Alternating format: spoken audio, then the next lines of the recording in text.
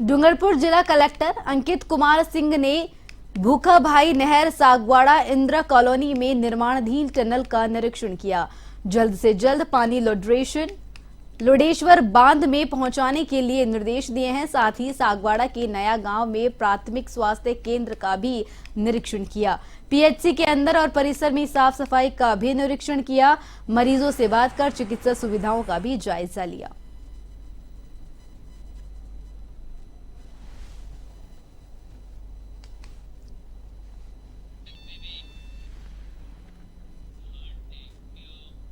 राजसमंद जिले के पसुंद पंचायत में चल रहे शराबबंदी आंदोलन में जिला आबकारी अधिकारी लोकेश जोशी ने सनसनीखेज खुलासा किया है।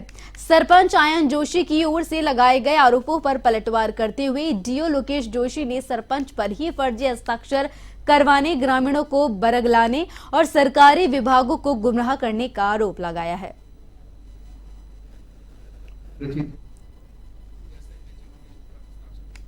दस्तावेज प्रस्तुत किए गए, उनकी जांच के लिए हम लोग लगातार प्रयास करते हैं।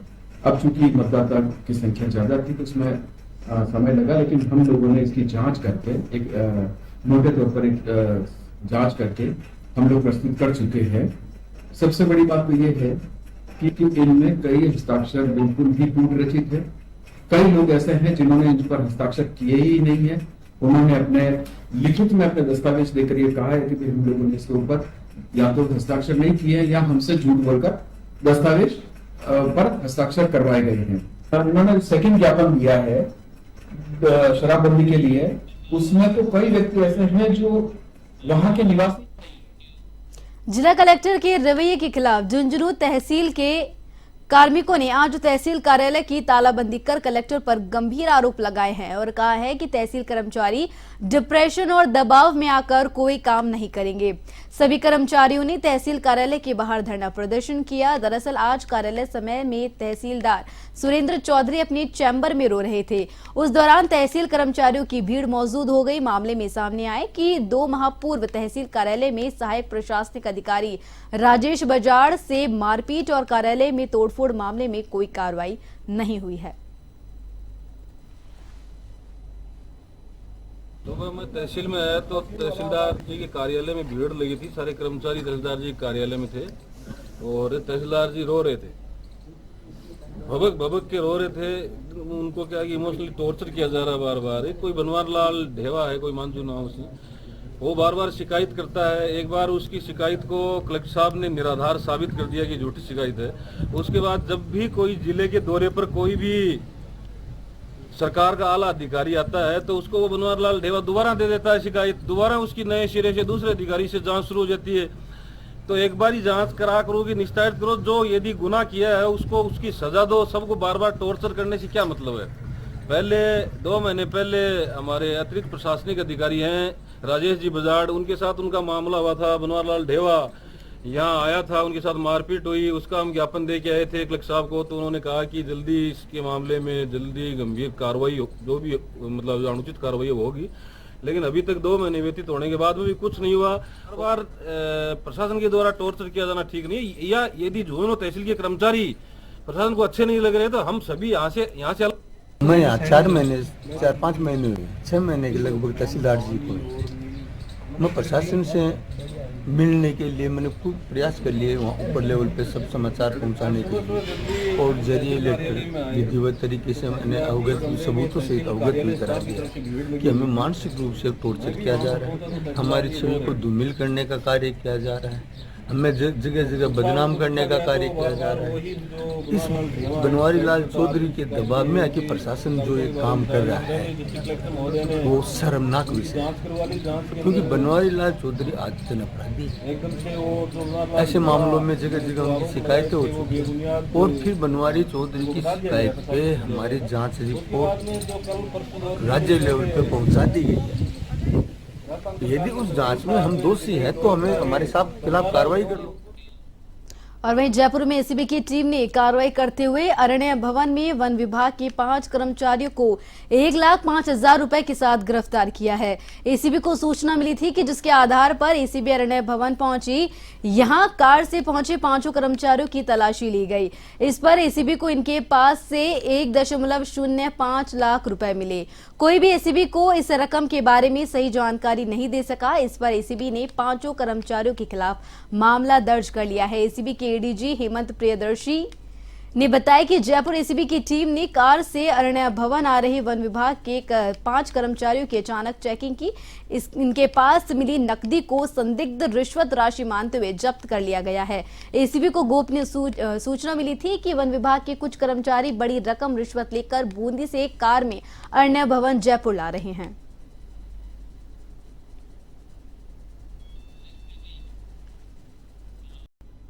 टोंक जिले की निवाई में जल संसाधन विभाग की ओर से दादू दयाल आश्रम के समीप बनाए जा रहे झरनिया एनीकट में बड़ा भ्रष्टाचार का मामला सामने आया है। बताया जा रहा है कि यहां किए जा रहे कार्यों में पत्थरों का ढेर जमा कर ऊपर की तरफ हल्की सीमेंट लगाई जा रही है। इससे ग्रामीणों ने नाराजगी जाहिर की है।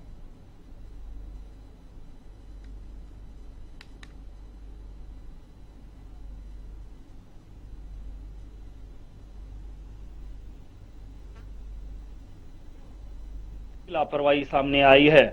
यहाँ झरनिया बालाजी मंदिर के समीप जो एनीकट का निर्माण किया जा रहा है उसमें पत्थर ही पत्थर लगाए जा रहे हैं। वहीं सीमेंट का नाम पर केवल इतिश्री की जा रही है। आगामी दिनों में इस तरीके के जो निर्माण होंगे जल्द ही टूट जाएंगे। इस विषय को लेकर जब अधिकारियों से बातचीत हुई तो अधिकारी अपना पल्ला झाड़ते हुए नजर आ रहे हैं। आखिरकार इतनी सह किसके सह पर मिल रही है जिसके चलते इस सह के चलते इतना बड़ा भ्रष्टाचार यहाँ हो रहा है और पनपता जा रहा है। जी वही दूसरी ओर अधिकारियों की न मौके पर होने नहीं विजिट करने को लेकर भी कई सवाल खड़े हो रहे हैं। ये पत्थर कोरे पत्थर लगाने से संबंधित विभाग के अधिकारियों की कार्यशैली पर कई सवाल खड़े हो गए हैं। कजूर गुजरिया, 1 TV न्यूज़ टोंक। और वही बात करें अंता की तो अंता में स्टेशन रोड स्थित उपखंड कार्यालय और वेयर हाउस के सामने स्थित जमीन पर बुधवार दोपहर को अंता नगर पालिका प्रशासन जेसीबी मशीन, ट्रैक्टर, ट्रॉली और कर्मचारियों के साथ अतिक्रमण मुक्त कराने पहुंचा। नगर पालिका प्रशासन की ओर से अतिक्रमण की कार्रवाई चल रही थी। इसी बीच कब्जाधारक सरदार गुरजंट सिंह की ओर से काबिज जमीन के कागज दिखाए गए। कागज देखने के बाद नगर पालिका प्रशासन को बेरंग वापस लौटना पड़ा।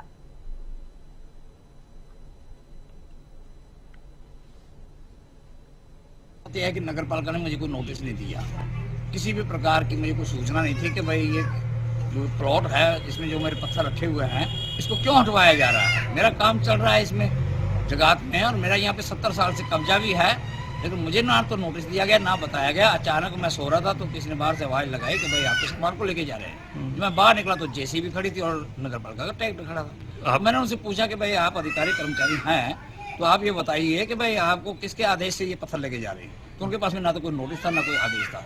मेरी उनसे यही बात हुई कि भाई आपको जो भी करना है वो कानूनी कार्रवाई।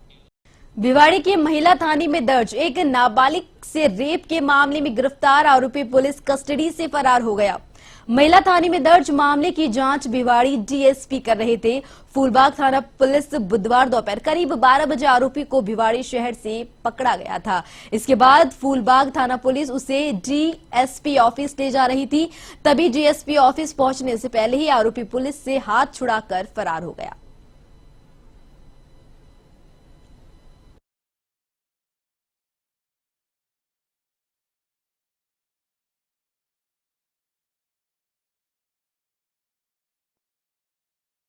महिला थाने भिवाड़ी का एक रेप का मामला है जिसका अनुसंधान सीओ भिवाड़ी द्वारा किया जा रहा है। उस मामले में अनुसंधान के लिए जो नामजद आरोपी है उसको भिवाड़ी कस्बे से अनुसंधान के लिए जो हमारी टीम ने बुलाया और उसको साथ ले जा रहे थे। तो सीओ ऑफिस के बाहर जब वो पहुंचा तो वो उतर कर और अपना हाथ छुड़ाकर उसको ऐसा लगा कि शायद उसको गिरफ्तार कर सकते हैं, तो वो डर कर या उस तरीके से वो वहाँ से भाग गया। सामने मॉल था उसमें उसने भाग के वो बाहर चला गया। टीम ने हमारा पीछा किया उसका, लेकिन वो वहाँ से गायब हो चुका था। इस संबंध में हमने टीमें गठित कर रखी है जो उसकी तलाश कर रही है। इस संबंध में जो भी कानूनी कार्रवाई होगी वो करते हुए, और चूँकि अभी वो नामजद आरोपी है उसके संबंध में अनुसंधान किया जाना है, तो अनुसंधान के बाद में वो मुलजिम है या नहीं उसके संबंध में डिसाइड होगा। सीओ भिवाड़ी इस मामले की जाँच कर रहे हैं और इस संबंध में जो मुकुंदगढ़ में वर्कशॉप में करीब दोपहर 12 बजे एक खड़ी कार में अचानक आग लग गई। अचानक भीषण आग को देखकर मंडी के स्थानीय लोगों में अफरा तफरी मच गई। घटनास्थल पर बड़ी संख्या में भीड़ जमा हो गई। आग को देखकर स्थानीय लोगों ने आग बुझाने का प्रयास किया, लेकिन भीषण आग होने के कारण आग पर काबू नहीं पाया जा सका। स्थानीय लोगों ने आग की सूचना अग्निशमन यंत्र को दी। सूचना पर पहुंची अग्निशमन के कर्मचारियों ने करीबन आधे घंटे में आग पर काबू पाया। आग पर काबू पाने पर तक कार जलकर राख हो गई थी।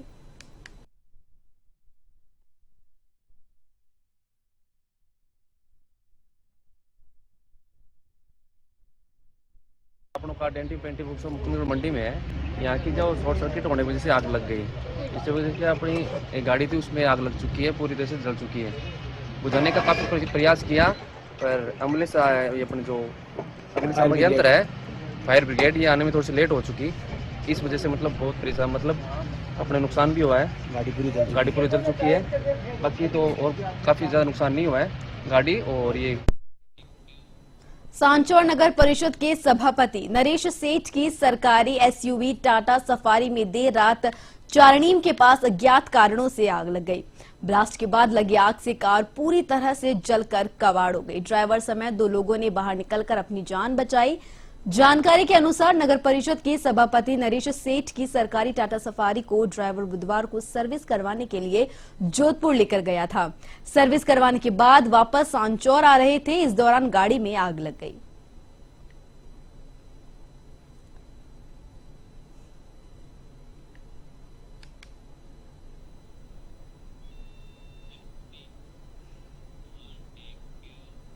खबर चूरू से है, जहां धानुको धर्मशाला में सणखत परिवार की ओर से चल रही भागवत कथा के समापन पर संत हरिशरण दास ने कहा कि जिनके मन में सदा दूसरों के प्रति लाभ देने की इच्छा रहती है वे सदैव दूसरों की सहायता के लिए तत्पर रहते हैं। उनके लिए संपूर्ण संसार में कुछ भी दुर्लभ नहीं है, इसलिए व्यक्ति को हमेशा संसार के काम में आते रहना चाहिए।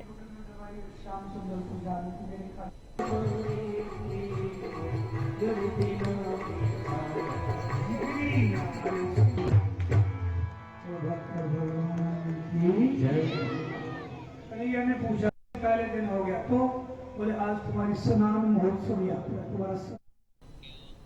नीमका थाना के श्री माधोपुर कस्बे की बीती रात करीब 1 बजे मुख्य चौपड़ बाजार में ट्रांसफार्मर में शॉर्ट सर्किट होने से आग लग गई। देखते ही देखते आग ने विकराल रूप धारण कर लिया। आग ने विद्युत ट्रांसफार्मर की 4 दीवारी के बाहर सटाकर लगे हाथ ठेला और उनमें रखा सामान, साथ ही पास की दुकानों के बाहर लगे तिरपाल आगजनी की चपेट में आ गए।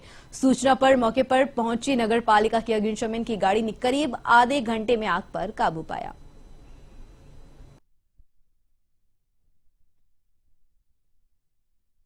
जो 112 वाले लाइट वाले वो गाड़ी आई और मेरे पास ऑफिस में आई, जो कंट्रोल रूम में ड्यूटी रहती है। तो मैंने जैसे ही उन्होंने सूचना दी कि चौपड़ बाजार में आग लगी, मैंने तुरंत प्रभाव से जो अपनी नगर पालिका की फायर वाली गाड़ी है उसको यहाँ चौपड़ बाजार में भेज दिया। फिर वहाँ पे बिजली विभाग में विद्युत वाले को फोन किया, फिर उसने उठाया नहीं 1-2 बार। फिर एन साहब को फोन कर दिया, एन साहब ने वहाँ तुरंत प्रभाव से लाइट कटवा दी और उसके बाद में आग पे काबू पाया। नागौर जिला कलेक्टर अरुण कुमार पुरोहित ने नागौर मुख्यालय पर निर्माणाधीन मेडिकल कॉलेज पर पहुंचकर निर्माण कार्य का निरीक्षण किया। निर्माण एजेंसी HSCC के इंजीनियरों की टीम की ओर से जिला कलेक्टर को मेडिकल कॉलेज का निरीक्षण करवाया गया। इस दौरान कलेक्टर ने कहा कि LOP जून 2024 तक पूर्ण हो जाएगी और मेडिकल कॉलेज का निर्माण 2025 तक पूर्ण होने की संभावना है। नसीराबाद सदर थाना क्षेत्र में चोरों ने भटियाणी स्थित माताजी के मंदिर में लगी दान पेटी तोड़कर नकदी चुरा ले गए। साथ ही माता की प्रतिमा पर लगे सोने चांदी के श्रृंगार भी चुरा ले गए। ग्रामीणों का कहना है कि इसी मंदिर में आज से 2 बार पूर्व भी चोर चोरी की वारदात को अंजाम दे चुके हैं। घटना के बाद सदर थाना अधिकारी प्रहलाद साहे ने मौके पर पहुंचकर मौका मुआयना किया।